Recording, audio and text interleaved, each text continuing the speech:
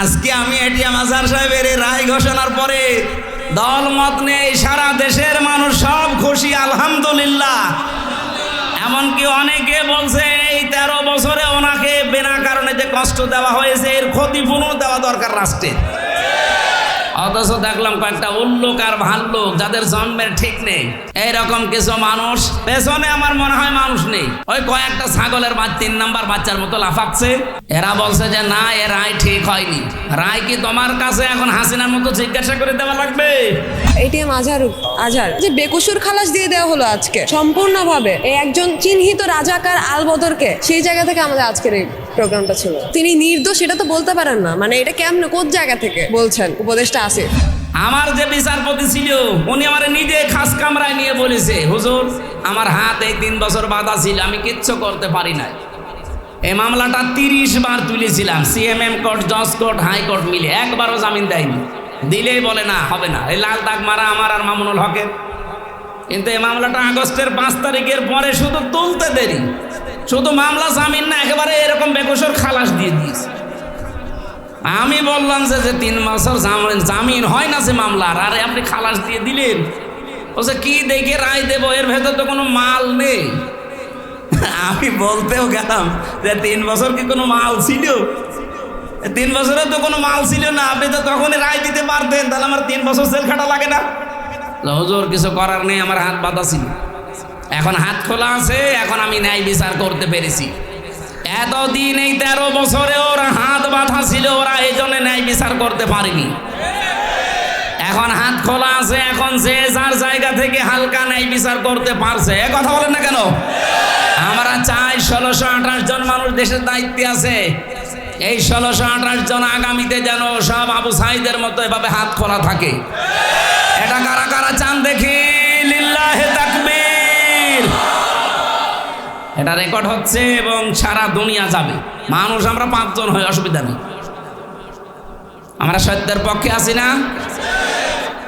দেশটা দেখবেন মিনি জান্নাত হয়ে যাবে। শুধু এই 1628 জন মানুষকে একটু হাতটা ছেড়ে দেন। আমি নিজে দেখেছি, শুধু হাসিনা বাদ দিয়ে সবার হাত বাঁধা ছিল, এমনকি কাওয়া কাকু এও হাত বাঁধা ছিল। ও আপার কথা ছাড়া এক চুলো নড়ার ক্ষমতা নেই। ওই যে যেটা চট্টগ্রামের হাসাও তো মানুষকে হাসাতো, হাসাও মাহমুদ, ওইটারও হাত বাঁধা, ওরা যা বলতো ও তাই বলতো। এই জন্য হাত যেহেতু একজনের খোলা ছিল, এই জন্য ন্যায় বিচারের তুলনায় আমরা সব অবিচার পেয়েছি। অন্যেরটা বলবো কেন, আমার নিজেরটাই বলছি।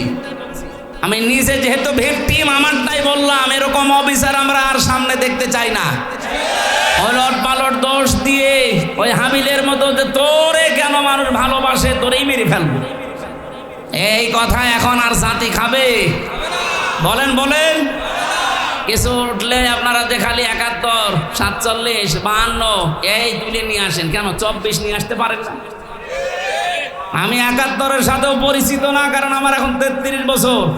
আমি 52-এর সাথেও পরিচিত না, আমার 47-এর সাথে পরিচয় হয়নি, পরিচয় আছে 24-এর সাথে।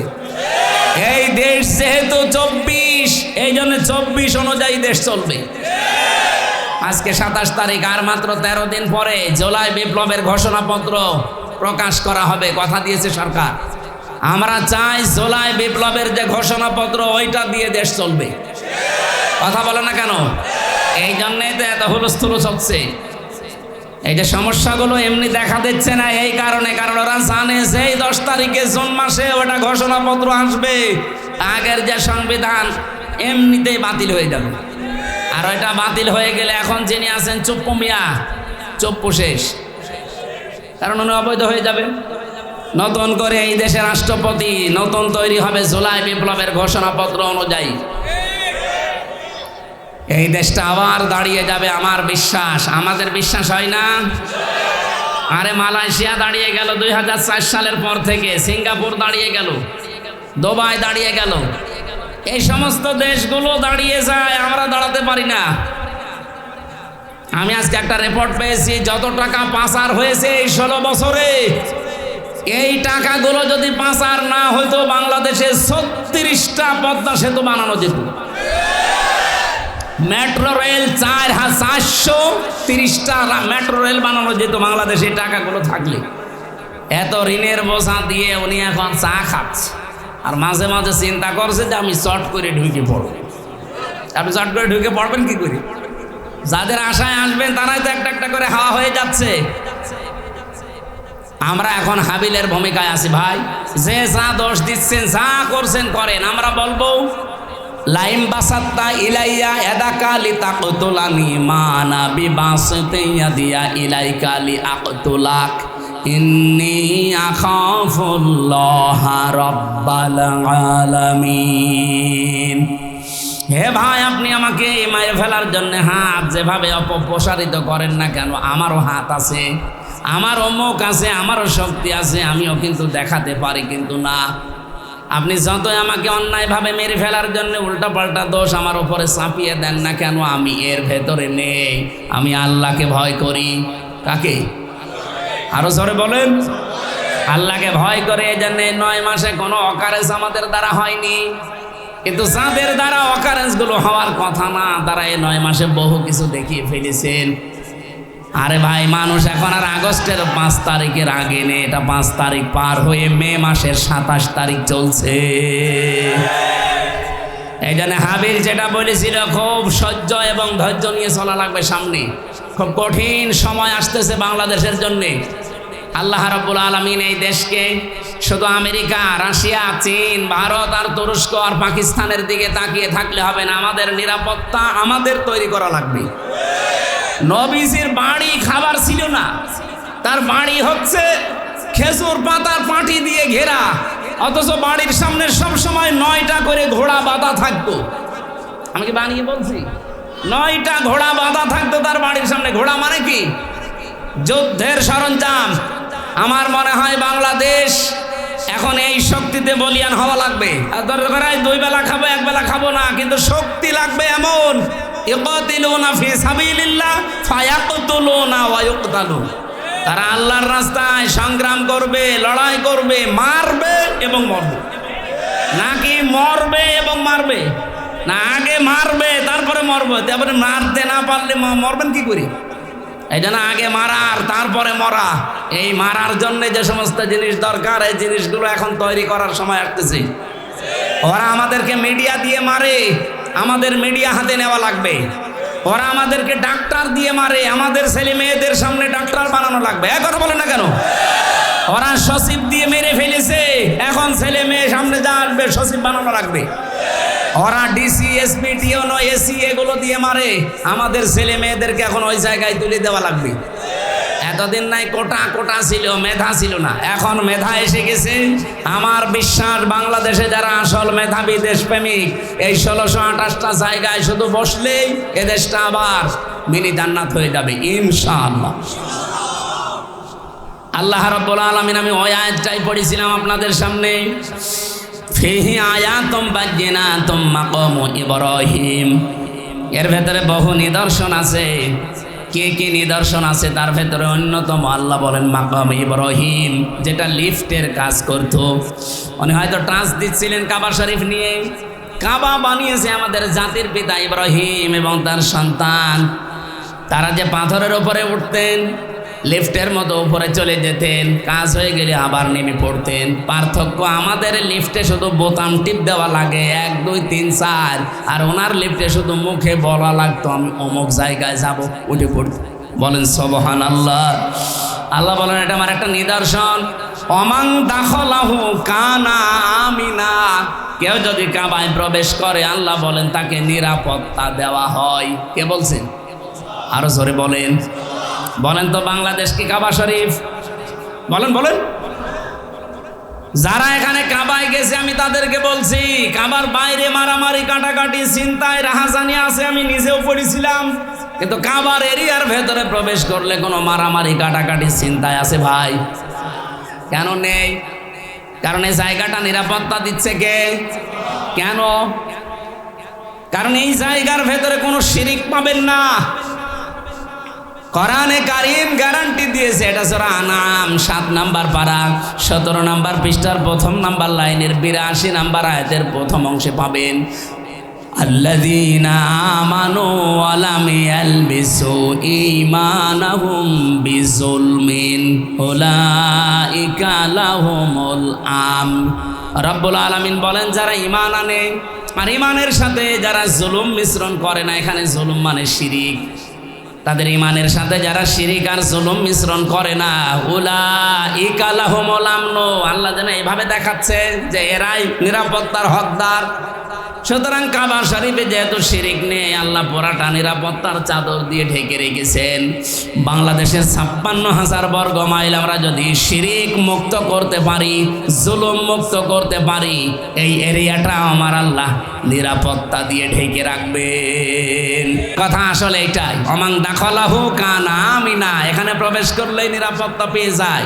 বাংলাদেশ তো আর কাবা শরীফ না, এখানে নিরাপত্তা দেওয়ার জন্য শুধু রাশিয়া, আমেরিকা, ভারত এদের সাপোর্ট পেলে হবে? বলেন বলেন। উলাইকা লাহুমুল আমন, এরাই নিরাপত্তার হকদার। সুতরাং আল্লাহর পক্ষ থেকে নিরাপত্তা যদি এই দেশ পেতে চায়, বদ্বীপ বলছিল না যে চারিদিকে সব ওরা, একদিকে সাগর, যাবেন কোথায়? নিরাপত্তা পাওয়া লাগবে কার কাছ থেকে? সুতরাং এই দেশে নিরাপত্তা দেওয়ার জন্যে শিরিক আর জুলুম মুক্ত দেশ গঠন করার কোনো বিকল্প নেই। আর এটার জন্য কোরআনের শাসন লাগবে। এটা যদি কারো কাছে রাজনীতি মনে হয়, হ্যাঁ এইটাই আমাদের রাজনীতি। এটা যদি মনে হয় যে এটা দুনিয়ার কাজ, হ্যাঁ এইটাই দুনিয়ার কাজ। কেউ যদি বলে এটা ধর্ম ব্যবসা, হ্যাঁ এটাই আমার ধর্ম ব্যবসা। আমি চাই এই দেশকে আল্লাহর নিরাপত্তার চাদরে বেষ্টন করতে। চান না আপনারা? বলেন। এই জন্য শিরিক মুক্ত করা লাগবে। শিরিকে বাংলাদেশে নেই, বলেন বলেন। আমি শিরিক বিল জাত, শিরিক বিল সিফাত, শিরিক বিল ইখতিয়ারা, শিরিক বিল হুকুক 120 প্রকার পড়েছি তাফসিরে, আর বাংলাদেশে প্রত্যেকটা চলছে। তো এখানে সে নিরাপত্তা আল্লাহ দেবে কি করে? 1 নম্বরে শিরিকের এক বাক্যে জবাব দেয়, আল্লাহ যেটা পারে ওইটা অন্য কেউ পারে, এই বিশ্বাস করার নাম শিরিক। এক কথা বলেন না কেন? এটা এই দেশে নেই। সন্তান দিতে পারে কে? অন্য কেউ পারে। অনেক নামাজি মানুষ পর্যন্ত এই শিরিক করছে আমার কাছে এসে। সেদিন বগুড়ায় একজন এসে বলছে, হুজুর আপেল পড়ে দিন। কেন? এমন আপেল পড়বেন যেন ছেলে হয়। ছেলে হবে মানে সে আপেল ফেলে দিস, যে আপেল কই? আপেল নেই। কেন? আরে ভাই আপেল পড়ে যদি ছেলে হয় তা আমার 3টা মেয়ে হইতো না। আমি আপেল শুধু ম্যাডামে খাওয়াতাম। কি বিশ্বাস! একজন নামাজি মানুষ যদি এই বিশ্বাস করে, তাহলে সাধারণ মানুষের কোন জায়গায় আছে বল? ওরা করে দুর্গা পূজা, আর আমরা মুসলমানেরা করছি দুর্গা পূজা, পীর পূজা। জিনিস একই, খালি সিস্টেমটা একটু আলাদা। এই জন্য শিরিক মুক্ত হওয়া লাগবে জাতিকে। আর এগুলোর জন্য অনেকে টেন্ডার নিয়েছে। কত মানুষ যে কত কায়দায় জাতির ভেতরে শিরিক প্রবেশ করাচ্ছে। আপনি শুধু এই পাশের জেলা ব্রাহ্মণবাড়িয়ার দিকে তাকান, ওরা আল্লাহর নামের পাশাপাশি কত নামের জিকির বানিয়েছে দেখেন। ইয়া আলী বাবা, শাহ আলী বাবা, কেল্লা বাবা, ফতে বাবা, আগলা বাবা, পাগলা বাবা, ন্যাংটা বাবা, আমি নিজে শুনি ওই জিকির করছি। অথচ আল্লাহ বাদে অন্যের নামে জিকির করা জায়েজ আছে? এমনকি রাসূলুল্লাহর নামেও জিকির নেই। রাসূলুল্লাহর নামে কি আছে? দরুদ শরীফ। আপনারা ভুল করছেন যারা দুনিয়ার এই স্বার্থে পড়ে অথবা বিভিন্ন জায়গা থেকে দাদাদের কাছ থেকে ইশারা পেয়ে অনেকেই পাগল হয়ে গেছেন। না, আপনি নিজেও জাহান্নামে যাচ্ছেন, জাতিকে নিয়ে যাওয়ার জন্য চেষ্টা চালাচ্ছেন। আমরা সতর্ক করলাম, আশা করি আমরা সতর্ক হবেন না ইনশাআল্লাহ। এরপরে কি? আল্লাহ যেটা পারে ওইটা অন্য কেউ। এই পৃথিবী বানিয়েছে কে? এখানে আইন দিতে পারে কে? এটাকে আমি বানালাম? আলাহুল খালকু ওয়াল আমরু, বানিয়েছি আমি, সিদ্ধান্ত চলবে কার? সুতরাং আল্লাহর এই জমিনে আল্লাহর আইন বাদ দিয়ে যারা অন্যের আইন কায়েম করার জন্য দল করেন, আপনি মুশরিক। বলেন। নাম ধরা লাগবে? এত বাংলা বলেও আপনি বোঝেন না। বলেন না, নাম ধরা লাগবে না। নাম ধরেন না, নাম না ধরলে তো আপনি বোঝেনও না। আল্লাহর আইন বাদ দিয়ে অন্যের আইন যারা এই জমিনে কায়েম করার জন্য চেষ্টা চালাচ্ছেন, আপনি শিরিক করছেন। আর শিরিক করলে আপনি মুশরিক। আর মুশরিকের জন্য জান্নাত হারাম, জাহান্নাম ওয়াজিব। নেন এবার কোন জায়গায় যাবেন? তা মাওলানা মতিয়ার রহমান নিজামী রহমতুল্লাহ আলাই, শহীদ আব্দুল কাদের মোল্লা রহমতুল্লাহ আলাই, এরপরে যতগুলো মানুষ বিদায় নিল এই মানুষগুলো তো বের হয়ে গেছে, আর কিতাবগুলো ওনাকে আসার সময় দিয়ে এসেছিল। ওনার ঘরে আমি ঈদের দিন যেয়ে দেখি 300-র উপরে কিতাব একেবারে সাজানো, অথচ অন্য কারো ঘরে এত বই আমি পাইনি। কারারক্ষীরা যদি বলতাম যে সারাদিন তালা লাগিয়ে রাখেন 24 ঘন্টা, একটা বই এনে দেন পড়ি, বই এনে দেয় বঙ্গবন্ধুর আত্মজীবনী। ও পড়ে কোনো লাভ আছে? ক্ষতি ছাড়া। কি বুঝবো ওর ভেতর থেকে, আর কি জ্ঞান অর্জন করবো বলেন? কারারক্ষী বললো পড়তো সব আল্লাহর ওলি, ওইরকম ওই দেবদুলাল, সুব্রত বালা, আশিক কুমার। আজকে একটা রিপোর্ট পড়ার পরে আমি আশ্চর্য হয়ে গেছি। বাংলাদেশে সচিবালয়ে এই যে রিপোর্ট আছে এর ভেতরে একেবারে টপ টু বটন সবগুলো ওরা যে বলে যে আমরা সংখ্যালঘু। কে বলেছে আপনার সংখ্যালঘু? সংখ্যালঘু তো আমরা। 92% মুসলমানের দেশে এতগুলো সচিব, একটা মুসলমান পাওয়া যাচ্ছে না, সবগুলো আল্লাহর ওই বান্দার। আজকে 379 জন তালিকাভুক্ত হয়েছে ভারতে, তাদেরকে বাংলাদেশি ট্যাগ লাগিয়ে অলরেডি এদেশে ঢুকিয়ে দেওয়ার চিন্তা ভাবনা করছে ওই দেশের যারা দায়িত্বে আছে তারা। আপনারা যারা নিজের দেশের সম্পদগুলো পাচার করে পাহাড় তৈরি করেছেন, বিবেকের উপরে আমার মনে হয় এতদিন কুকুরে প্রসাব করে দিয়েছে।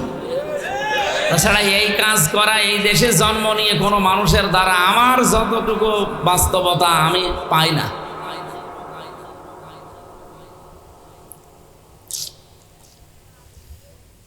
তো এদেরকে কিছু বললে যদি বলতাম যে একটু ভালো বই নিয়ে আসেন, সবসময় শুধু বঙ্গবন্ধুর বই নিয়ে আসেন, অন্য বই নেই।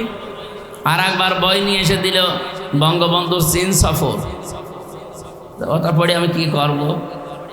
আমার ভালো বই নিয়ে এসে দেন, বলে বই আছে এবার নিয়ে আসবো। এবার বই নিয়ে এসে দিয়েছে বঙ্গবন্ধু ছেলেবেলা, কার গাছে বেলা লাগিয়েছে, আম পেড়িয়েছে, পেয়ারা চুরি করে খেয়েছে, এইসব আপনি পড়ি দেখেন।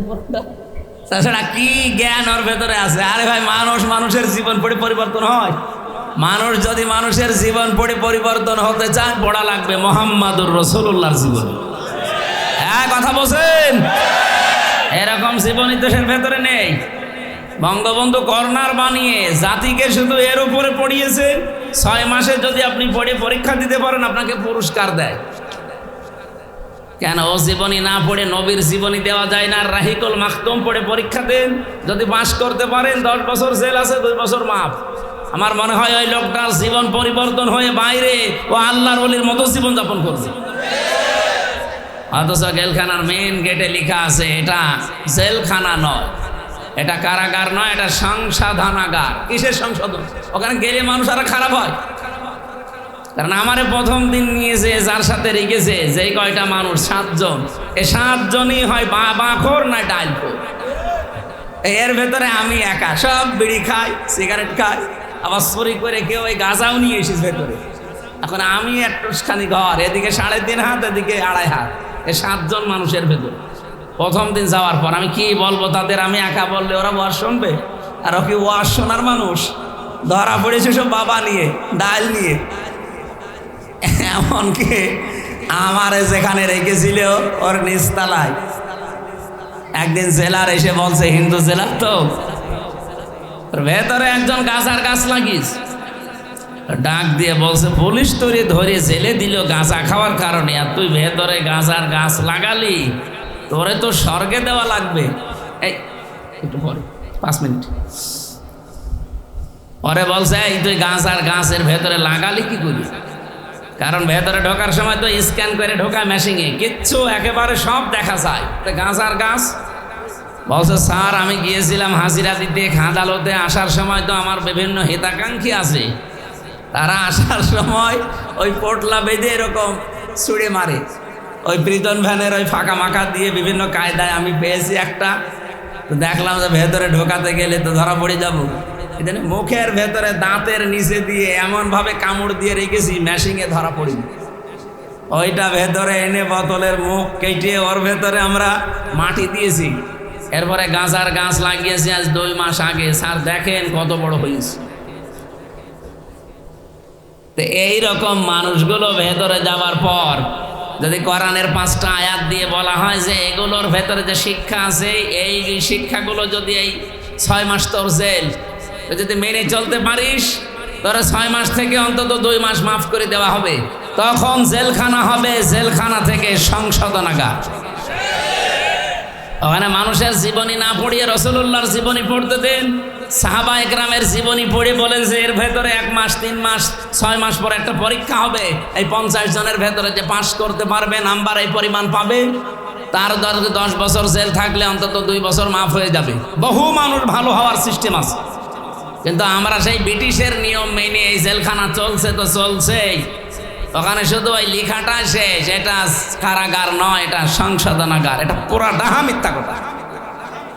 কোন চোর যদি ধরা পড়ে যায়, চোরের শাস্তি বাংলাদেশের যে সংবিধান, সাক্ষ্য প্রমাণে ধরা পড়ে গেলে 389, 379 নাম্বার ধারা, এ ধারা অনুযায়ী এখন বাংলাদেশের শাস্তি, যদি কেউ চুরি করে ধরা পড়ে যায়, সাক্ষ্য প্রমাণ হয়, তাহলে তার সর্বোচ্চ শাস্তি 3 মাস। কত?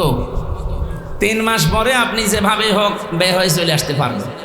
এখন চোর যদি ওর ভেতরে যে আমার মতো একজনের সাথে পড়েতে কোরআন শরীফ পড়াবো, হাদিস পড়াবো, আর যদি পড়ে জাকির খানের সাথে, বলেন তার সাথে পড়লে জিজ্ঞাসা করবে, এই বেটাই এখানে কেন আসলি?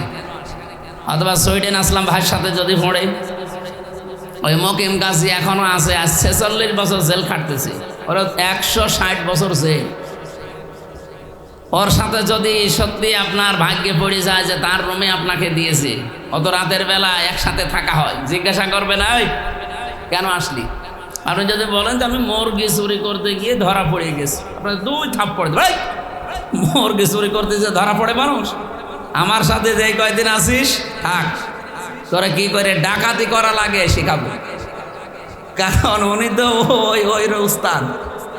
আপনি যদি ডাকাতি করতে গিয়ে ধরা পড়ে ভেতরে যান, আর আপনার যদি ভাগ্যে পড়ে মার্ডার মামলার কোনো আসামির সাথে, তার সাথে পড়লে আপনাকে একসাথে তো আপনি থাকবেন, রাতের বেলা তো এক জায়গায় গল্প স্বল্প করবেন, জিজ্ঞাসা করবে কেন? ডাকাতি করতে গিয়েছিলাম, ধরা পড়ে গেছে। 2 থাপ্পড় কানের নিচে দিয়ে বলবে, ডাকাতি করতে গিয়ে ধরা পড়ে গেলে একটা উপরে পাঠিয়ে দিতে পারলি না? আমার সাথে থাক, মানুষ কি করে উপরে তুলে দেওয়া লাগে আমি তোরে শেখাবো। উপরে তুলে দেওয়া বোঝেন? এই হচ্ছে দেশের জেলখানা। এটা সংশোধনাগার বানানো দরকার, শুধু লিখে রাখলে হবে না। হ্যাঁ, এটা হবে আমার বিশ্বাস। আমি দেখে এসেছি 3 বছর একাধারে। আমি যতটুকু বাস্তবতা বুঝি, সামনে যদি দেশে ইসলাম আসে, জেলখানা তো দেশে থাকবে না। জেলখানা থাকবে কেন? মানুষকে আসলে সংশোধন করা হবে। কি কথা বলো না কেন? এই সংশোধন করার জন্য ওয়ায়ুযাক্কিহিম, তাদেরকে পবিত্রকরণ করা হবে, সংশোধন করা হবে কোরআনে কারিম দিয়ে। এই জন্য প্রথম শব্দ ওয়াতলু, তেলাওয়াত করে আপনার উম্মতদেরকে আদম নবীর এই 2 সন্তানের কাহিনী শোনান। কিভাবে তেলাওয়াত করতে হয় আমি ব্যাখ্যা বলছিলাম। শুদ্ধ করে পড়বেন, বুঝবেন, নিজে মানবেন, যতটুকু পড়ছেন অতটুকু। এখন এটা মানতে গেলে হবে, মানার পরিবেশ লাগবে না? কথা বললেন না? মান ক্বারাআল কোরআনা ফাস্তাযহারাহু, নবীজি বলেন যে ব্যক্তি কোরআন পড়ে আর কোরআনকে ইজহার করার চেষ্টা করে। বাংলাদেশে আজ বহু মানুষ এই শব্দের সাথে আমরা পরিচিত, কিন্তু মানার ক্ষেত্রে অনেক পিছিয়ে আছি। বহু বড় বড় মাদ্রাসার প্রিন্সিপাল, ভাইস প্রিন্সিপাল, মহতামিম, কত বড় বড় জায়গার ইমাম, খতিব দ্বারা এখন এই শব্দটার ব্যাখ্যা যেটা সেটা বলতে চাচ্ছে না। আমি সাদিক ভাইকে বলছি, এটা রেকর্ড হচ্ছে হাজারো আলেমের কাছে। আমার প্রশ্ন, নবীজি কি এখানে হাদিস বলার সময় আরবি গ্রামার বা এখানে তাসবিদের কায়দা শিখিয়েছেন? শব্দটা তিনি দিলেন ফাস্তাযহারাহু। এজহার মানে আপনি যদি তাসবিদের কায়দা পড়েন সেখানে হবে এজহার মানে স্পষ্ট করা। এখানে স্পষ্ট করার কি আছে? যে ব্যক্তি কোরআন পড়ে আর এই ফাস্তাযহারাহুর ব্যাখ্যা এখন আধুনিক যেগুলো তাফসীর পাওয়া যায়, আধুনিক ব্যাখ্যাকার যারা, আপনি দেখবেন এজহার শব্দের অর্থ দ্বারা লিখেছে এজহার মানে বিজয় করা। কথা বোঝেন আমার? যে ব্যক্তি কোরআন পড়ে আর কোরআনকে বিজয় করার জন্য চেষ্টা করে, ও বাংলার মুসলমান, আর নিজের কাছে এবার প্রশ্ন করেন তো, এই দেশে 54 বছর আমরা স্বাধীন হয়েছি, কোরআন আমরা পড়ি শুদ্ধ করে, ঠিক আছে, কোরআন আমরা বুঝি হালকা কম বেশি, ঠিক আছে, নিজের ব্যক্তিগত পারিবারিক জীবনে আমরা মানিও, এটাও ঠিক আছে, কিন্তু 4 নাম্বারটা কোরআনে কারিমকে বিজয় করা লাগবে, এই কথা বলতে গেলেই বহু ইমাম, বহু আলেম, বহু জায়গা থেকে বাধা এখন আসে, বলে আমরা ওর ভেতরে নেই। এটা কি আপনার বাবা করবে নাকি? কোরআনকে যে এজহার করা লাগবে, বিজয় করা লাগবে, দাঁড় করানো লাগবে, কায়েম করা লাগবে, এটাকে আপনার বাবা করবে না ফেরেশতা আসবে? এইটার কথা বললে আপনি বিভিন্ন জায়গা থেকে কথা শোনেন, শোনার পরে যেন আপনার সুর পাল্টিয়ে দেন যে এটা রাজনীতি। এটা রাজনীতি হয় কি করে? আপনি বাস্তবতার দিকে তাকেন। আল্লামা শাহ আহমেদ শফি, হেফাজত ইসলামের সাবেক আমির, কোরআন হাদিস পড়েছিলেন, এই দেশে কেউ ওনার শত্রু ছিল? এক কথা বলা লাগবে, যতদিন বুঝেছিলেন শত্রু ছিল, যতদিন বুঝিয়েছিলেন মানুষকে নিজে ব্যক্তিগত আর পারিবারিক জীবনে মেনেছিলেন, কারণ এর উপরে আর মানা সম্ভব না। ব্যক্তিগত আর পারিবারিক জীবন পর্যন্ত তিনি মানতে পারতেন, এর উপরে মানতে গেলে কোরআন কায়েম থাকা লাগে, তাছাড়া মানা যায় না। এ পর্যন্ত যতদিন মেনেছিলেন একটা শত্রু বাংলাদেশে তার ছিল না, কিন্তু যখন 4 নাম্বার শর্ত পূরণ করতে গেছেন, না এর ভেতরে যা নিষেধ আছে এই দেশে আমি করতে দেব না, আল্লাযীনা ইয়াউযুনা রাসূলাল্লাহি লাহুম আযাবুন আলীম, যারা রসুলকে কষ্ট দিচ্ছে এবং দেবে তাদের জন্য যন্ত্রণাদায়ক শাস্তির ঘোষণাকার। সুতরাং এই দেশে 13 দফা দিয়েছিলেন যে রসুল্লাহকে যে গালি দেবে, অপমান করবে, তার মৃত্যুদণ্ড দেওয়া লাগবে। এটাকে উনি বানিয়েছিলেন না কোরআনে আছে? যখন এইটা বললেন যে এটা মানা লাগবে, তখন তার নাম পর্যন্ত দেখেন পাল্টিয়ে দিয়েছে। ওর নাম দিয়েছে কি? তেঁতুল হুজুর। ওনার নাম কি তেঁতুল হুজুর? আল্লামা সাইদি রহমতুল্লাহ আলাইহি যতদিন কোরআন শুদ্ধ করে পড়েছেন, বুঝেছেন, নিজে মেনেছেন, কোনো সমস্যা ছিল না। কিন্তু 4 নাম্বারটা যখনই বলেছেন এটা আমি মানাতে চাই, আমি নিজে শুধু মানবো না, আমি মানাতে চাই, তখনই কিন্তু তার বিরুদ্ধে শত্রুতা আরম্ভ হয়েছে, না হয়নি? এমনকি তাকে মেরেও ফেলা হয়েছে। বাস্তবতা এইটা। আমি যতদিন কোরআন পড়েছি, বুঝেছি, নিজের পরিবার আর নিজের ব্যক্তিগত জীবনে মেনেছি, আমার কেউ এদেশের শত্রু ছিল না, এখনো নেই। কিন্তু যখনই আমি বলছি যে না এটা আমি মানুষকে মানাতে চাই, আর মানাতে চাইলে তো ব্যক্তি পরিবার শেষ না, এরপরে সমাজ লাগবে, রাষ্ট্র লাগবে।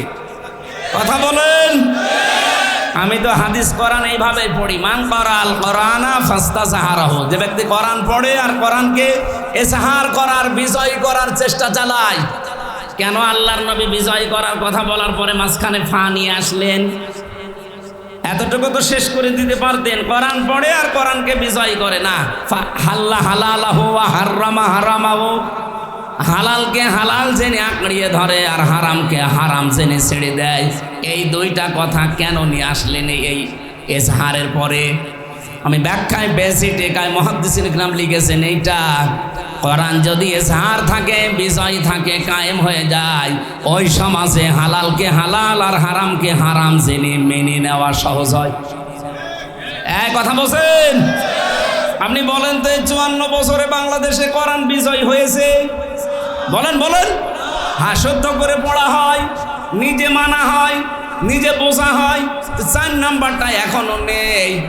এই জন্য আমরা যত বড় আল্লাহর ওলি দাবি করি না কেন, এদেশে হালালকে হালাল জেনে মানা সম্ভব না। আমি জানি এটা হালাল, সম্ভব না। হারাম জানি, ছেড়ে দেওয়াও সম্ভব না। এরকম পরিবেশ দেশে নেই। আমার এই যে গাড়িটা, এখান থেকে যদি এখন রাতে আমি ছাড়ি, কুষ্টিয়া পর্যন্ত যেতে কমপক্ষে 5 জায়গায় পুলিশে আটক করবে। কয় জায়গায়? 5 জায়গায় আটক করে কি ছেড়ে দেবে সালাম দিয়ে? না। এটা তো এখন এই 9 মাসে একটু আরামে আছে। এর আগে গাড়ি ধরলেই বলতো হুজুর দোয়া চাই। দোয়া তো করে আসলাম না, যে দোয়া নিয়ে আসলেন ওই দোয়া দেন। এখন এখান থেকে কুষ্টিয়া 324 কিলোমিটার পথ, 324 কিলো যেতে যদি 5 জায়গায় দোয়া চাই, তত 4-5 জন 6-7 জন করে থাকে। তো বলেন এই 100-200 দোয়া হবে? 1, 2, 3 হাজার করে দোয়া দেওয়া লাগে।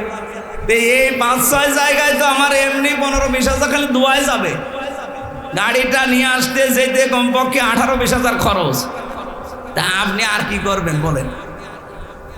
এখন ওনাদেরকে যদি জিজ্ঞাসা করে আপনি দোয়া করে আসলাম, এরপরও শোনেন না এই দোয়া চান মানে, তো হুজুর কিছু করার নেই, এ দোয়া শুধু আমরা নেই না, এ দোয়া উপরে পাঠানো লাগে। কথা বোঝেন? এ দোয়া কোথায় দেয়া লাগে? এ প্রতিদিন যদি রাতের বেলা এভাবে আমাদের 50,000 উপায় হয়, আমরা এই 5 জন মিলে হয়তো 20-30 হাজার নেব, আর 20 হাজার যাবে আল্লাহর ওলিদের কাছে উপরে। এখন বলেন, ওরা যদি ইচ্ছা করে তাও কি এই হারাম থেকে বেঁচে থাকা ওদের দ্বারা সম্ভব? যে মাসে আপনি কামাই ওইভাবে করে দিতে পারবেন না, তখন আপনাকে আর এই কুমিল্লায় রাখবে না, এখান থেকে পাঠিয়ে দেবে ও সেই বান্দরবন। তো কে বউ ছেলে মেয়ে রেখে ওখানে থাকবে কে? এই জন্যে বাধ্য হয়ে জানে যে এটা হারাম কাজ, এরপরও হাদিয়ার নামে, তৌফার নামে অথবা বিভিন্ন নাম দিয়ে বলে যে কি করব। আমি যে ওসি সাহেবকে পড়াতাম, ওনার কাছে একবার 10 লাখ টাকা ঘুষ এসেছিল, ওই 10 সালে। আমি ওই দিন আয়াত পড়াচ্ছি, ঘুষের আয়াত, যে লা তাকুলু আমওয়ালাকুম বাইনাকুম বিল বাতিল। আমার দিকে তাকিয়ে বলছে, হুজুর নেবেন মানে? আপনারা আমি কোন আয়াত পড়ালাম? আর আল্লাহর ইশারা ওই দিন ঘুষের আয়াতই পড়েছি। আমার দিকে তাকিয়ে বলছে, হুজুর এটা তো আর ঘুষ না, এটা হচ্ছে হাদিয়া। কারণ এই যে এই লোকের 1 কোটি টাকার হিরোইন ধরা পড়েছে। আপনারা জানেন কিনা জানি না, বাংলাদেশে 2টা থানায় সবচাইতে বেশি ক্রাইম হয়, একটা কুষ্টিয়ার মডেল থানায় আর একটা সিলেটের বিশ্বনাথ থানায়। এই 2 থানায় যদি ওসি সাহেব ট্রান্সফার করে আসতে হতো, অন্তত 50 লাখ টাকা আল্লাহর ওলিদের আগে দেওয়া লাগতো। তো ও যদি কিয়ামত পর্যন্ত চাকরি করে, ওই টাকার বেতন তো তুলতে পারবে না। এই জন্যই বাধ্য হয়ে বিভিন্ন হাদিয়া তোফা তাদের নেওয়া লাগে। না আমারে বলছে, হুজুর আমি কি করব? আমি কি করবেন মানে, আপনারা সরকার হাদিয়া দেয় না, আপনার তো নির্ধারিত বেতন আছে। অথচ পরবর্তীতে আমাকে একা একা ডেকে বলছে, ওই সময় দেখলাম নিল না, গরম দিয়ে তাড়িয়ে দিলে। এই বেটা, আমি কোরআন শরীফ পড়ি আর তুমি আমারে ঘুষ দাও। ওই সময় তাড়িয়ে দিল। পরবর্তীতে নিয়েছে কিনা আমি জানি না। তা আমার একদিন ঘরে একা একা ডেকে বলছে, হুজুর আসলে আয়াত তো পড়াচ্ছেন আমারে ঠিক আছে, কিন্তু বাস্তবতায় আমি মানবো কি করে? আমার বেতন 42,000 টাকা ওই সময় মনে হয়েছিল। আমার স্কেল এখন আমার বেতন সব মিলে আমি 42,000 টাকা পাই। অথচ আমার ছেলে মেয়ে 2টা ঢাকা বিশ্ববিদ্যালয়ে, মানে আমার বউ থাকে ঢাকাতে, সব মিলে তাদের পেছনে আমার 50,000 টাকা খরচ, বাসা ভাড়া আর খাওয়া দাওয়া দিয়ে। বেতন কত? এক মাসে খরচ কত? ওই 8,000 টাকা তো ফেরেশতারা দিয়ে যায়। কোরআন যদি এজহার থাকতো এই দেশে, কোরআন যদি বিজয় থাকতো, এই ওসি সাহেব হালালকে হালাল জেনে মেনে নিতে পারতো, হারামকে হারাম জেনে ছেড়ে দিতে পারতো, সেই ব্যবস্থা করতো রাষ্ট্র। কথা বলছেন? নবীজি এই জন্য কোরআন পড়বে যারা, তারা যেন কোরআনকে বিজয় করার চেষ্টা করে। আর বিজয় করতে হলে যে সমস্ত কাজে আঞ্জাম দেওয়া লাগে, এই কাজের কথা যখন বলি, তখন এই চাঁপাইনবাবগঞ্জের 2জন স্বামী স্ত্রী মুহাদ্দিস, মুফাসসির, মুফতি, এই 2জন ফতোয়াবাজি করে। এটা রাজনীতি, এটা দুনিয়ার কাজ। আমার নামের আগে মুফতি লিখা আছে। আমি সরকারি সার্টিফিকেট প্রাপ্ত মুফতি, সে যাই হোক, সরকার তো সার্টিফিকেট দিয়েছে, তো ফতোয়া তো আমি দেব। ওদের পেটে বোম মারলে ফতোয়া শব্দটা আরবিতে লিখতে পারবে? এরা যদি ফতোয়া দেয়, তা আমি কি ঘোড়ার ঘাস কাটবো? বাংলাদেশের মানুষ যেহেতু শব্দ প্রথম ছিল, অতুল তেলাওয়াত করতে হলে আপনাকে হক আদায় করে 4টা বিষয় মানতেই হবে। যারা মেনে নিয়েছে তাদের জীবন সফল, আর যারা এখনো বিভিন্ন গড়িমসি করে পেছনের টানে মানতে পারেন না, আপনার খবর আছে। আমি কথা বোঝাতে পেরেছি আশা করছি।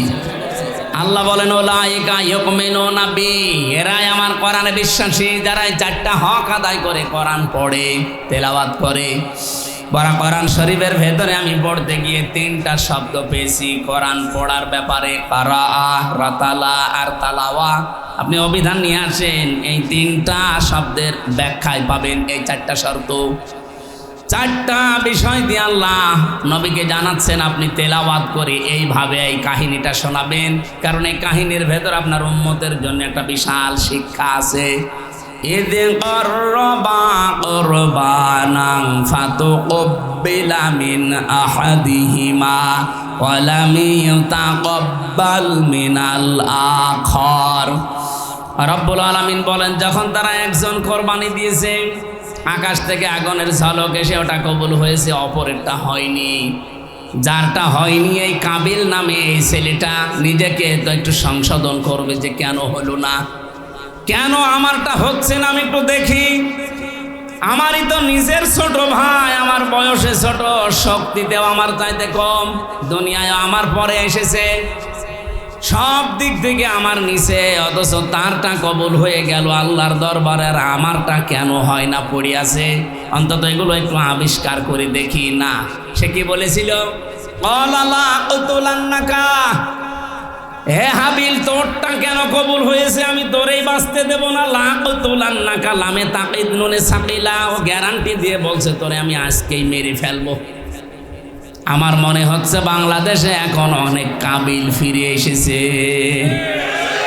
আপনি একটু চিন্তা করতে পারেন না যে আমার চাইতে বয়সে ছোট, শক্তিতে ছোট, সব দিক থেকে ছোট, তারা জনপ্রিয় হয়ে যাচ্ছে আজ মানুষের কাছে। তাদের আচার ব্যবহার, তাদের চরিত্র, তাদের অ্যাক্টিভিটিস, কাজকর্ম, তারা যা যা করে মানুষ আজ তাদেরকে অ্যাকসেপ্ট করে, গ্রহণ করে নেয়, তাদেরকে ভালোবাসে। আর আমি এত পুরাতন মানুষ, আমাদেরকে দেখলেই মানুষ খালি সাদাবাজ বলে। আমি একটু পাল্টাই, একটু ভালো হয় না, তোরেই মেরে ফেলবো, কেন তোরে মানুষ ভালোবাসে? বলেন তো বাংলাদেশে এখন এরকম কাবিল নেই? আপনি কি এই আন্দাজে বলেন নাকি ঠিক আছে? এদের পক্ষে একটা হাদিস পড়ছিলাম, নাকি বলবো না? বলবো। মুসলিম শরীফের হাদিস, আন আবি যাররিন রাদিয়াল্লাহু তাআলা আনহু قال قال النبي صلى الله عليه وسلم من ادعى ما ليس له فليس منا وليتبوأ مقعده من النار। মুসলিম শরীফের হাদিস। নবীজি বলেন, যে জিনিস তোমার না, ওইটা যদি নিজের দায়িত্বে তুমি নিয়ে নাও, যতদিন ওইটা তোমার নিজের আয়ত্তে থাকবে, ততদিন আমি নবীর উম্মত আর নেই।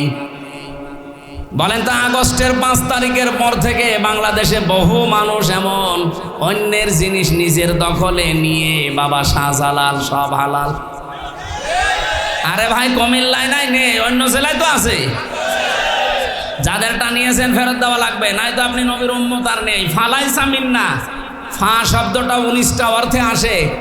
উপরে বর্ণিত যেটা বললেন, মানে দাআ মা লাইসা লাহু, ওটা যদি আপনার ভেতরে থাকে, ফালাইসা মিন্না, আপনি নবীর উম্মত আর নেই।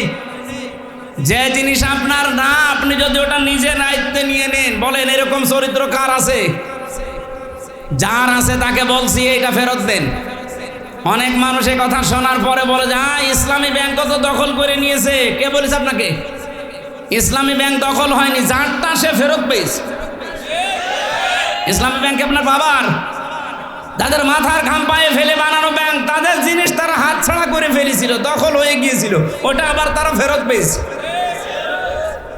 আপনি উল্টা পাল্টা ফতোয়া দেন যে না, ওইটা হাইজাক হয়ে গেছে, চিন্তায় হয়ে গেছে। চিন্তায় হলো কি করি? আমার জিনিস আমি ফেরত পেলাম, চিন্তায় হয়ে কি করি? আপনি কি রাগ করলেন? আর 2 নাম্বারটা একটু কঠিন বেশি, এটা আমার বলার দরকার নেই।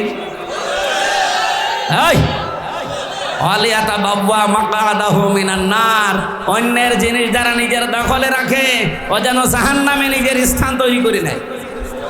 আমি হাদিস পড়ার পরে বাংলাদেশে বহু মানুষকে হাদিসের সাথে এখন মনে হচ্ছে মিলে যাচ্ছে। খাপের খাপ মমতাজের বাপ। যদি এরকম কেউ থেকে থাকেন, আপনি কিসের নবীর উম্মত? আপনার জন্য আমি না সাদিক ভাই না কাবার ইমামকে নিয়ে এসে যদি বলেন বিসমিল্লাহি ওয়া আলা মিল্লাতি রাসূলিল্লাহ, ডাহা মিথ্যা কথা হবে। কারণ আপনি আল্লাহর নামেও নেই, রসুলের দলেও নেই। আমি মিথ্যা কথা বলে আপনাকে কবরে রাখলে হবে? বলেন বলেন। আশা করছে আপনি হাদিসটা মেনে চলবেন। কারা চলবেন হাত তোলেন তো। হাত তোলার দরকার নেই, আমি জানি এত মানুষ এরকম 2 নম্বর। লোকের জিনিস দখল করে রেখেছেন। কাবিল যদি ওই সময় বলতো ঠিক আছে তোরটা কবুল হয়েছে আমারটা হয়নি, কেন হয়নি আমি আবিষ্কার করব, আমিও তোর মতো হব, আমিও তোর মতো মানুষের পাশে দাঁড়াবো, আমিও তোর মতো চরিত্র বানাবো, কোনো মানুষের সাথে খারাপ ব্যবহার আমিও করব না, আমার দ্বারা কেউ যেন কষ্ট না পায়। না, তোরটা কেন হইলো আমি তোরেই মেরে ফেলবো। এই চরিত্র হচ্ছে কাবিলের। কার? আরো জোরে বলেন। আর হাবিলের চরিত্র কি? না না, হাবিল বলেছিল ক্বালা ইন্নামা ইয়াতাকাব্বালুল্লাহু মিনাল মুত্তাকিন। এখানে যারা আরবি গ্রামার জানে তাদের বলেন ইন্নার পরে যদি মা আসে তাহলে বাংলা অর্থ দাঁড়ায় একমাত্র, কেবলমাত্র, শুধুমাত্র। হাবিল গ্যারান্টি দিয়েছিল ভাই আপনারটা হয়নি, এটা আমার দোষ না। ইন্নামা অবশ্যই এটা কব্বালু, কব্বালা দিতে পারতেন, এটা কব্বালু দিলেন কেন? এটা মজারে বর্তমান ভবিষ্যৎ, প্রেজেন্ট ফিউচার। হাবিল ওই দিন তামাম দুনিয়ার মানুষকে জানাতে চেয়েছেন পৃথিবীর মানুষেরা আল্লাহ শুধুমাত্র মুত্তাকিদের জিনিসপত্র কবুল করে থাকে, তাছাড়া অন্য কারো জিনিস আল্লাহর দরবারে কবুল হয়। বলেন বলেন। আমরা এখন হাবিলের একেবারে ওই চরিত্রে আছি বাংলাদেশে। আজ কত মানুষ আন্দাজে আমাদের উপরে দোষ চাপিয়ে দেয়। এই 54 বছরে যে মানুষগুলো মিথ্যা দোষ আমাদের উপরে চাপিয়েছে, জাতি কিন্তু আজকে সব স্পষ্ট হয়ে গেছে। আজকে বিচারের এই রায়ের মাধ্যমে প্রমাণ হয়েছে এতদিন যা বিচার ছিল সবগুলো বানোয়াট, মিথ্যা আর নিজের মন মতো তৈরি করা। এটা অন্তত আপনারা না বুঝলে আমি নিজে তো বুঝি, কারণ আমি নিজে ভিকটিম। 3 বছর আমি জেল খাটলাম, কোন কারণে আমি আজ পর্যন্ত নিজেও জানি না। অথচ আমার মামলা দিয়েছিল আমি নাকি সংসদ ভাঙার জন্য তরবারি নিয়ে গেছি। একজনকে আমি পাঠিয়েছিলাম যে সংসদে যাও তরবারি নিয়ে ভেঙে ফেলো, অথচ এই সংসদ সদস্য প্রার্থী আমারে ঘোষণা দিয়েছে কুষ্টিয়া থেকে। আমি যদি সংসদই ভেঙে ফেলবো তা আমার প্রার্থী হওয়ার দরকার। এরপরে মামলার 2 নম্বরে আমার দিয়েছে যে আমি নাকি আনসারুল্লাহ বাংলা টিমের প্রধান। ও সাতাশে কি আমি আজ পর্যন্ত জানি না। ভেতরে যাওয়ার পরে একজনকে পেয়েছিলাম, ওনার নাম হচ্ছে আব্দুল মতিন, আর 17 বছর জেলে আছে। ওনারে বললাম ভাই আপনার কি মামলা? বলছে আমি আল্লাহর দলের প্রধান, সারা বাংলাদেশে আল্লাহর দলের সভাপতি আমি। আপনি আল্লাহ দলের সভাপতি, সেক্রেটারি কে? বলছে আমার ছেলে। সভাপতি উনি, সেক্রেটারি ওনার ছেলে, সারা বাংলাদেশে আর কেউ নেই। আজকে আমি এটিএম আজহার সাহেবের এই রায় ঘোষণার পরে দল মত নেই, সারা দেশের মানুষ সব খুশি, আলহামদুলিল্লাহ। এমনকি অনেকে বলছে এই 13 বছরে ওনাকে বিনা কারণে যে কষ্ট দেওয়া হয়েছে এর ক্ষতিপূরণ দেওয়া দরকার রাষ্ট্রে। অথচ দেখলাম কয়েকটা উল্লুক আর ভাল্লুক যাদের জন্মের ঠিক নেই, এইরকম কিছু মানুষ পেছনে আমার মনে হয় মানুষ নেই। ওই কয়েকটা ছাগলের 3 নাম্বার বাচ্চার মতো লাফাচ্ছে। এরা বলছে যে না এ রায় ঠিক হয়নি। রায় কি তোমার কাছে এখন হাসিনার মতো জিজ্ঞাসা করে দেওয়া লাগবে? আমার যে বিচারপতি ছিল উনি আমার নিজে খাস কামরায় নিয়ে বলেছে হুজুর আমার হাত এই 3 বছর বাঁধা ছিল, আমি কিচ্ছু করতে পারি না। এই মামলাটা 30 বার তুলেছিলাম, সিএমএম কোর্ট, জজ কোর্ট, হাইকোর্ট মিলে, একবারও জামিন দেয়নি।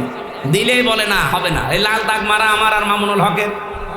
কিন্তু এই মামলাটা আগস্টের 5 তারিখের পরে শুধু তুলতে দেরি, শুধু মামলা জামিন না, একেবারে এরকম বেকসুর খালাস দিয়ে দিয়েছে। আমি বললাম যে 3 বছর জামিন হয় না যে মামলার, আরে আপনি খালাস দিয়ে দিলেন। বলছে কি দেখে রায় দেবো, এর ভেতর তো কোনো মাল নেই। আমি বলতেও গেলাম যে 3 বছর কি কোনো মাল ছিল? 3 বছরে তো কোনো মাল ছিল না, আপনি তো তখনই রায় দিতে পারতেন, তাহলে আমার 3 বছর জেল খাটা লাগে না। হুজুর কিছু করার নেই, আমার হাত বাঁধা ছিল, এখন হাত খোলা আছে, এখন আমি ন্যায় বিচার করতে পেরেছি। এতদিন এই 13 বছরে ওরা হাত বাঁধা ছিল, ওরা এই জন্য ন্যায় বিচার করতে পারেনি। এখন হাত খোলা আছে, এখন যে যার জায়গা থেকে হালকা ন্যায় বিচার করতে পারছে। এ কথা বলেন না কেন? আমরা চাই 1628 জন মানুষ দেশের দায়িত্বে আছে, এই 1628 জন আগামীতে যেন সব আবু সাইদের মতো এভাবে হাত খোলা থাকে। এটা কারা কারা চান দেখি? লিল্লাহে তাকবীর। এটা রেকর্ড হচ্ছে এবং সারা দুনিয়া যাবে। মানুষ আমরা 5 জন হই, অসুবিধা নেই। আমরা সত্যের পক্ষে আছি না? দেশটা দেখবেন মিনি জান্নাত হয়ে যাবে। শুধু এই 1628 জন মানুষকে একটু হাতটা ছেড়ে দেন।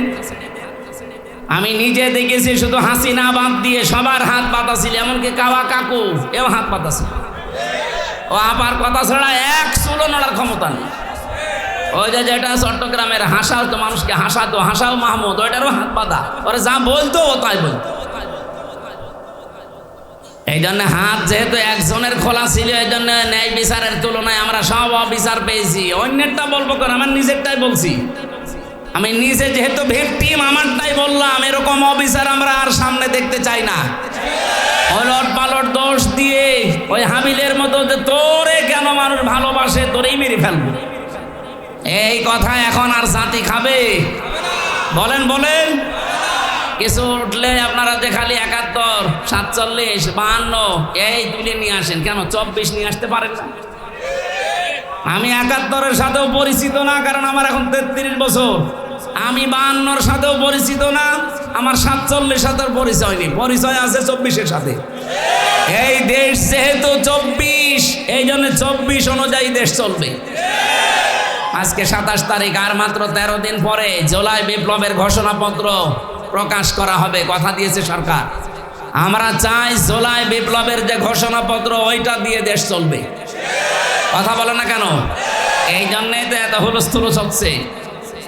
এই যে সমস্যাগুলো এমনি দেখা দিচ্ছে না, এই কারণে, কারণ ওরা জানে যে 10 তারিখে জুন মাসে ওটা ঘোষণাপত্র আসবে, আগের যে সংবিধান এমনিতেই বাতিল হয়ে যাবে। আর ওইটা বাতিল হয়ে গেলে এখন যিনি আছেন চুপ্পু মিয়া, চুপ্পু শেষ, কারণ উনি অবৈধ হয়ে যাবে। নতুন করে এই দেশের রাষ্ট্রপতি নতুন তৈরি হবে জুলাই বিপ্লবের ঘোষণাপত্র অনুযায়ী। এই দেশটা আবার দাঁড়িয়ে যাবে, আমার বিশ্বাস। আমাদের বিশ্বাস হয় না? আরে মালয়েশিয়া দাঁড়িয়ে গেল 2004 সালের পর থেকে, সিঙ্গাপুর দাঁড়িয়ে গেল, দুবাই দাঁড়িয়ে গেল, এই সমস্ত দেশগুলো দাঁড়িয়ে যায়, আমরা দাঁড়াতে পারি না।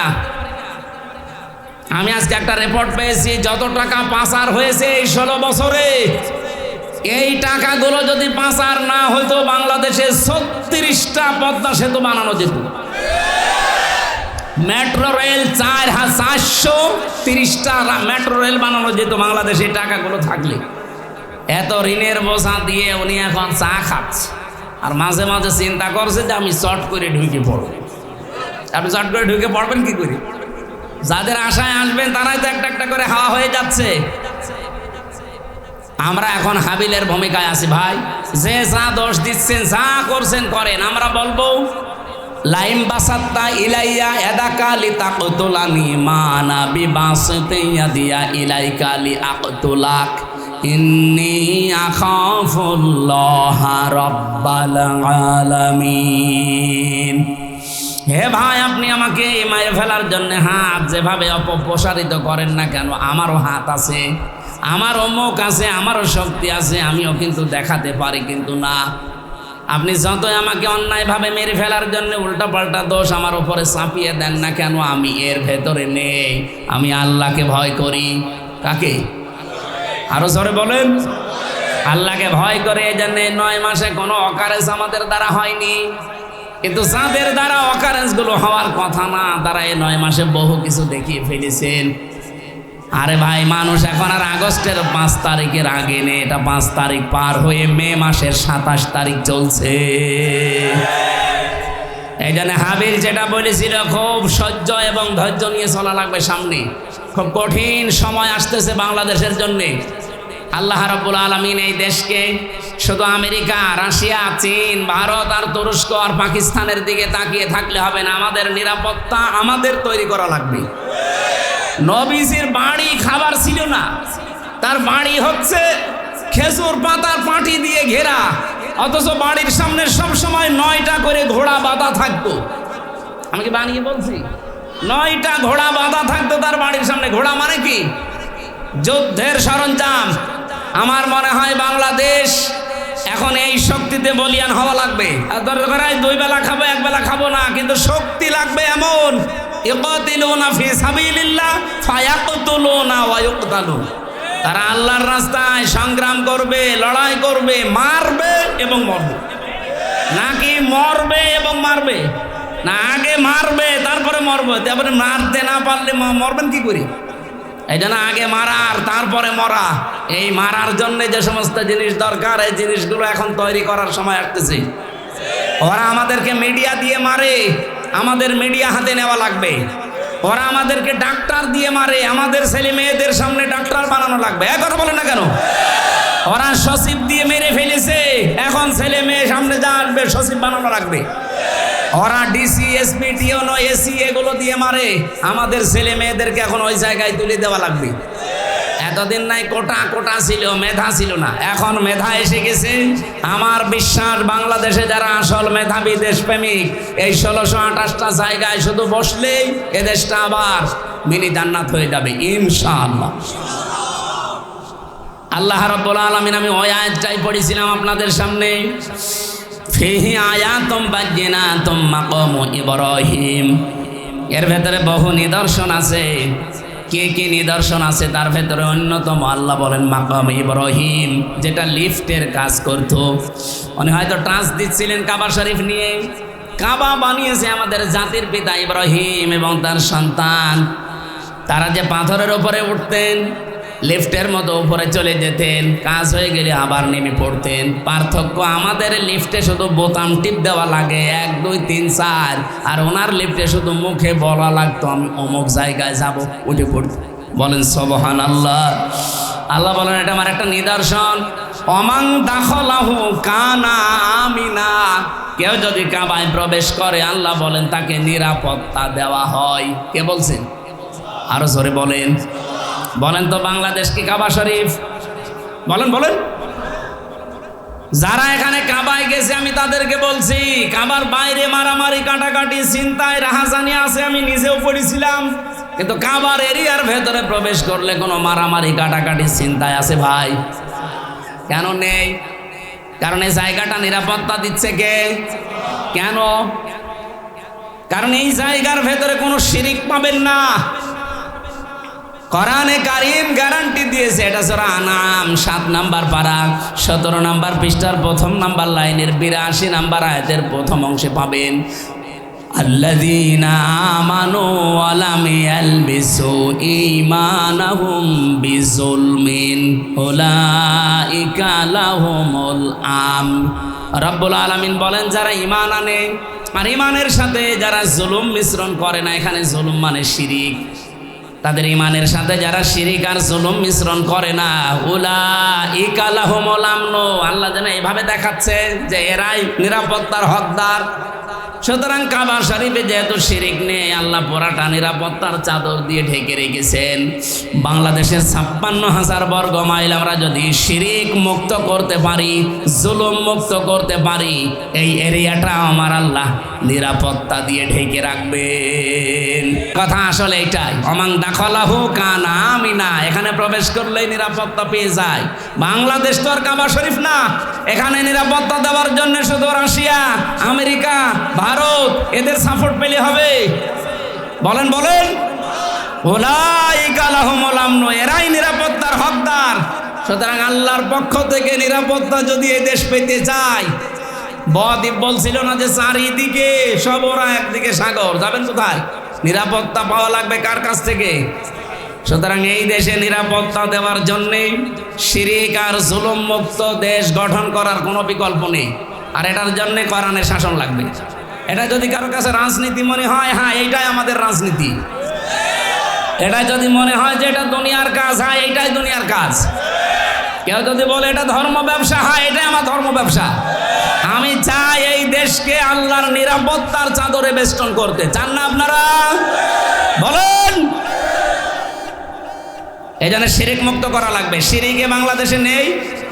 বলেন বলেন। আমি শিরিক বিল জাত, শিরিক বিল সিফাত, শিরিক বিল ইখতিয়ারা, শিরিক বিল হুকুক 120 প্রকার পড়েছি তাফসিরে, আর বাংলাদেশে প্রত্যেকটা চলছে। তো এখানে সে নিরাপত্তা আল্লাহ দেবে কি করে? এক নম্বরে শিরিকের এক বাক্যে জবাব দেয়, আল্লাহ যেটা পারে ওইটা অন্য কেউ পারে, এই বিশ্বাস করার নাম শিরিক। এক কথা বলেন না কেন? এটা এই দেশে নেই। সন্তান দিতে পারে কে? অন্য কেউ পারে। অনেক নামাজি মানুষ পর্যন্ত এই শিরিক করছে আমার কাছে এসে। সেদিন বগুড়ায় একজন এসে বলছে, হুজুর আপেল পড়ে দিন। কেন? এমন আপেল পড়বেন যেন ছেলে হয়। ছেলে হবে মানে সে আপেল ফেলে দিস, যে আপেল কই? আপেল নেই। কেন? আরে ভাই আপেল পড়ে যদি ছেলে হয় তা আমার 3টা মেয়ে হইতো না। আমি আপেল শুধু ম্যাডামে খাওয়াতাম। কি বিশ্বাস! একজন নামাজি মানুষ যদি এই বিশ্বাস করে তাহলে সাধারণ মানুষের কোন জায়গায় আছে বল? ওরা করে দুর্গা পূজা আর আমরা মুসলমানেরা করছি দুর্গা পূজা, পীর পূজা। জিনিস একই, খালি সিস্টেমটা একটু আলাদা। এই জন্য শিরিক মুক্ত হওয়া লাগবে জাতিকে। আর এগুলোর জন্য অনেকে টেন্ডার নিয়েছে। কত মানুষ যে কত কায়দায় জাতির ভেতরে শিরিক প্রবেশ করাচ্ছে। আপনি শুধু এই পাশের জেলা ব্রাহ্মণবাড়িয়ার দিকে তাকান, ওরা আল্লাহর নামের পাশাপাশি কত নামের জিকির বানিয়েছে দেখেন। ইয়া আলী বাবা, শাহ আলী বাবা, কেল্লা বাবা, ফতে বাবা, আগলা বাবা, পাগলা বাবা, ন্যাংটা বাবা। আমি নিজে শুনি ওই জিকির করছে। অথচ আল্লাহ বাদে অন্যের নামে জিকির করা জায়েজ আছে? এমনকি রাসূলুল্লাহর নামেও জিকির নেই। রাসূলুল্লাহর নামে কি আছে? দরুদ শরীফ। আপনারা ভুল করছেন যারা দুনিয়ার এই স্বার্থে পড়ে অথবা বিভিন্ন জায়গা থেকে দাদাদের কাছ থেকে ইশারা পেয়ে অনেকেই পাগল হয়ে গেছে। না, আপনি নিজেও জাহান্নামে যাচ্ছেন, জাতিকে নিয়ে যাওয়ার জন্য চেষ্টা চালাচ্ছেন। আমরা সতর্ক করলাম, আশা করি আমরা সতর্ক হবেন না ইনশাআল্লাহ। এরপরে কি? আল্লাহ যেটা পারে ওইটা অন্য কেউ। এই পৃথিবী বানিয়েছে কে? এখানে আইন দিতে পারে কে? এটাকে আমি বানালাম? আলাহুল খালকু ওয়াল আমরু। বানিয়েছি আমি, সিদ্ধান্ত চলবে কার? সুতরাং আল্লাহর এই জমিনে আল্লাহর আইন বাদ দিয়ে যারা অন্যের আইন কায়েম করার জন্য দল করেন, আপনি মুশরিক। বলেন, নাম ধরা লাগবে? এত বাংলা বলেও আপনি বোঝেন না। বলেন না, নাম ধরা লাগবে না। নাম ধরেন না, নাম না ধরলে তো আপনি বোঝেনও না। আল্লাহর আইন বাদ দিয়ে অন্যের আইন যারা এই জমিনে কায়েম করার জন্য চেষ্টা চালাচ্ছেন, আপনি শিরিক করছেন। আর শিরিক করলে আপনি মুশরিক। আর মুশরিকের জন্য জান্নাত হারাম, জাহান্নাম ওয়াজিব। নেন, এবার কোন জায়গায় যাবেন? তা